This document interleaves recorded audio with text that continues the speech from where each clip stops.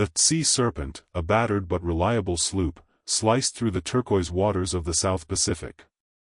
Aboard, Elias Thorne, a cartographer with a thirst for the unknown, charted a course towards a smudge on the horizon.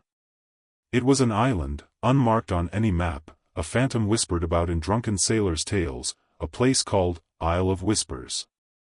Elias, driven by a desire to make his mark on the world, believed he could map the island, claim it for discovery, and finally escape the shadow of his famous father. The isolation didn't bother him. He was a man of solitude, finding solace in the vastness of the ocean. As he approached, the island resolved itself from a hazy outline into a jagged silhouette of volcanic rock and dense, unnatural vegetation. The air around it shimmered, distorting the light, and a strange, unsettling silence hung over the water, broken only by the creak of the Sea Serpent. There were no birds, no sound of waves crashing on the shore, just an eerie stillness that prickled Elias's skin. He found a narrow inlet and carefully navigated the sloop into a sheltered cove. The beach was black sand, and the vegetation pressed close to the water's edge, a wall of twisted, alien-looking trees. As soon as he set foot on the island, a feeling of unease washed over him, a sense of being watched by unseen eyes. Elias set up camp, the silence amplifying every rustle of the wind through the strange foliage. He tried to take readings with his instruments, but they malfunctioned, the compass spinning wildly, the sextant showing impossible angles.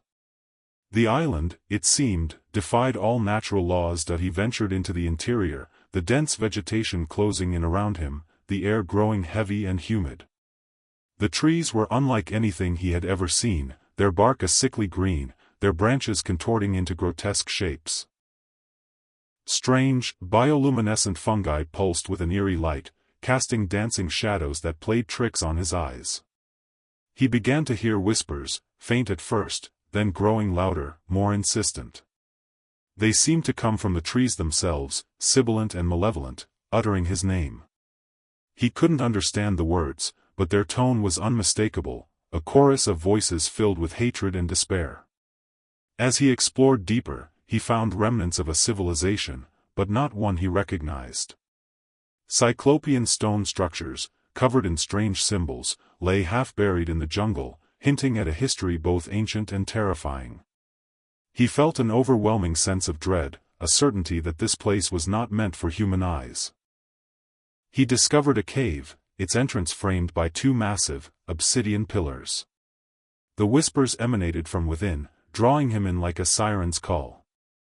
Inside, the cave opened into a vast chamber, the walls covered in the same glowing symbols as the ruins outside.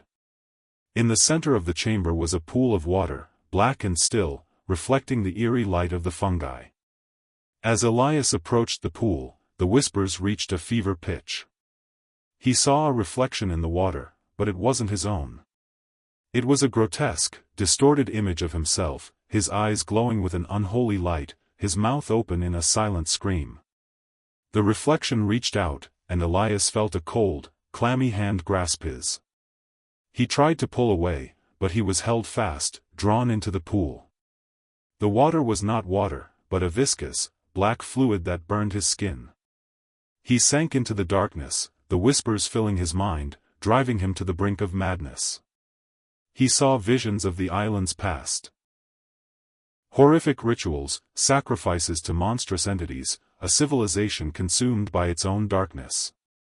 He realized, with a chilling certainty, that the island was alive, a sentient being of immense power and malevolence, and it had been waiting for him. Elias Thorne, the ambitious cartographer, became another lost soul, his name added to the chorus of whispers that haunted the Isle of Whispers, forever bound to its dark embrace.